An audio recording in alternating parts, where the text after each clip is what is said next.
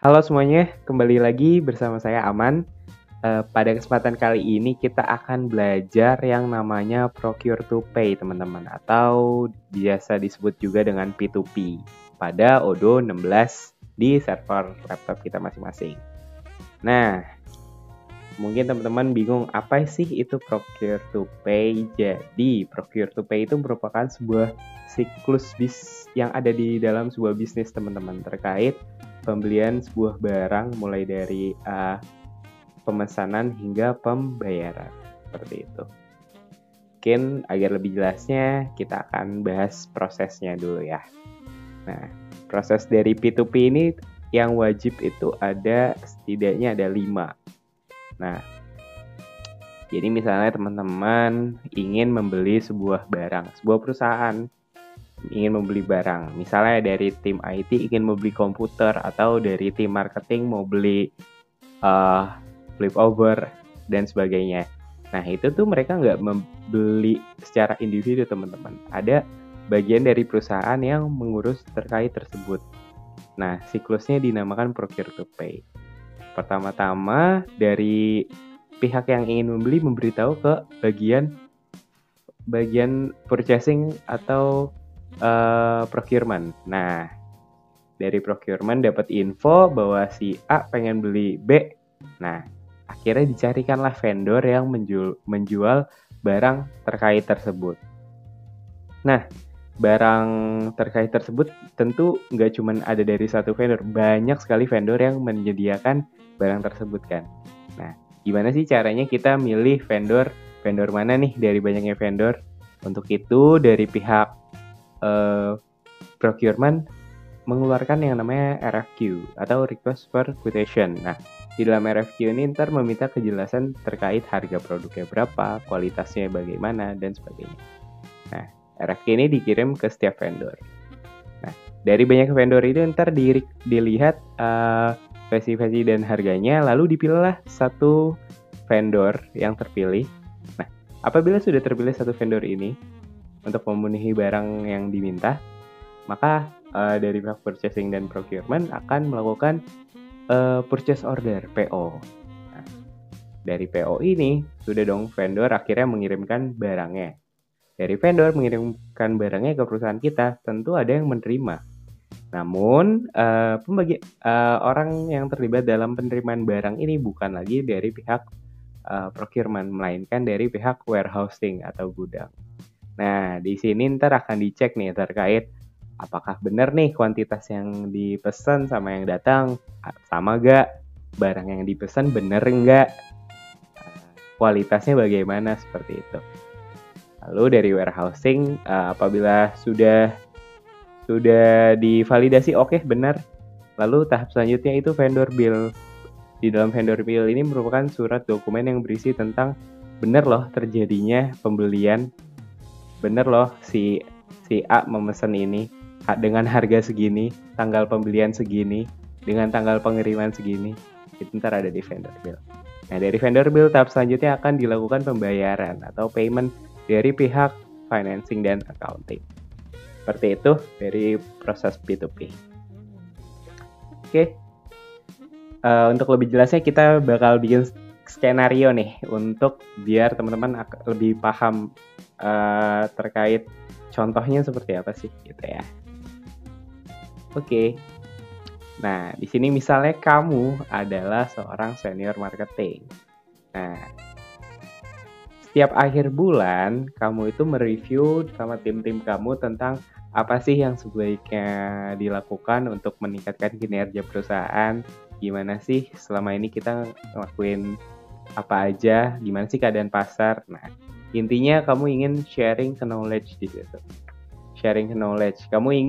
Kamu membutuhkan sebuah media yang bisa mentransfer tacit knowledge kamu agar menjadi explicit knowledge. Untuk itu, kamu membutuhkan sebuah flip over. Akhirnya, kamu membutuhkan flip over, kamu meminta pihak procurement untuk terkait flip over tersebut. Seperti itu. Nah, di sini terdapat 3 aktor yang di mana 3 aktor tersebut kita namakan saja untuk procurement Yang bertanggung jawab adalah si Patra, warehouse adalah Wira, dan accounting adalah si Ardi. Nah, langsung saja bagaimana procure to pay di UDU 16. Oke, mari kita belajar sama-sama. Oke, jadi di sini kita udah di dalam UDU 16 ya teman-teman. Seperti biasa, cara mengaksesnya adalah localhost 8069. Nah, untuk itu, tadi kan kita udah tahu ya, ada si Patra bagian procurement, ada si Wira bagian warehousing, dan ada si Ardi bagian accounting. Nah, dari situ kita tahu nih ada 3 orang yang bertanggung jawab dalam proses P2P. Nah, untuk itu kita akan membuat 3 buah user dengan nama Patra, Wira, dan Ardi. Nah, gimana sih cara buatnya? Itu teman-teman tinggal pergi ke bagian kiri atas ini, lalu ke bagian settings. Nah, di sini ada user and companies, teman-teman pencet aja. Di sini ada user. Set. Nah, kebetulan tadi saya udah bikin nih, Ardi accounting, Patra procurement, Wira warehouse. Tapi kalau teman-teman mau bikin user cara gimana, itu langsung aja teman-teman pencet create. Misal, contoh, ini tulisannya contoh ya.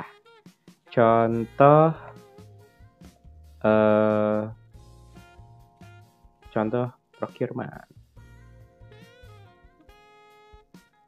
Emailnya contoh @gmail.com. Nah, di sini teman-teman. Karena di sini dia karena dia di sini adalah seorang procurement dan purchasing. Maka kita settingnya di sini ini kan adminnya masih semuanya nih ya. Nah, maka di bagian purchase aja kita administratornya, yang lain blank aja. Cara blanknya gimana?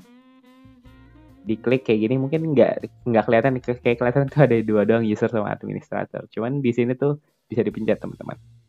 Dipencet aja, inventory juga kosong.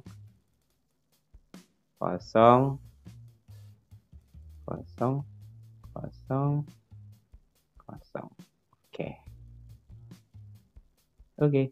Nah, setelah itu ntar teman-teman tinggal pencet create. Seperti itu. Create.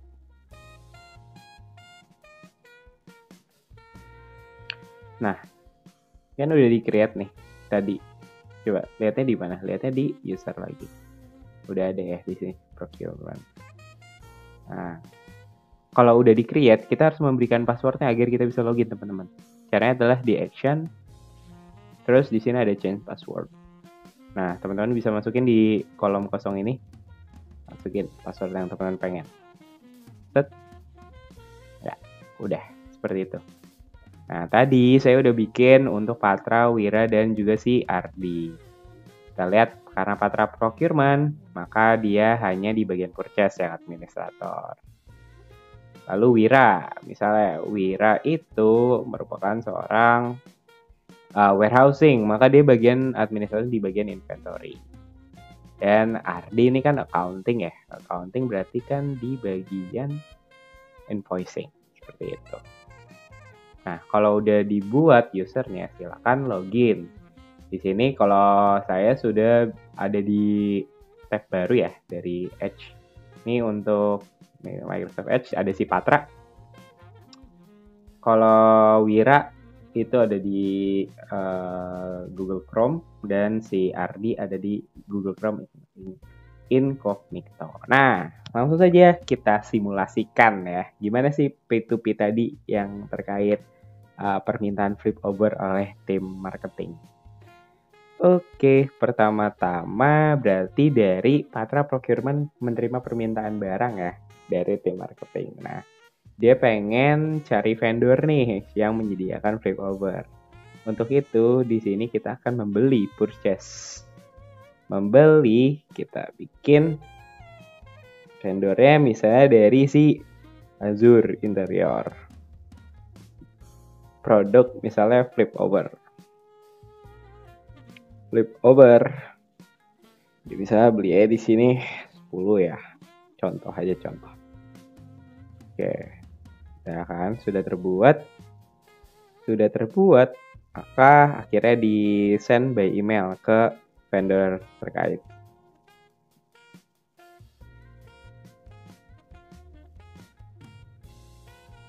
Oke, di sini ada ya. Here attachment, bla bla bla. Ini emailnya, receivernya si Azure. Lalu langsung saya di-send.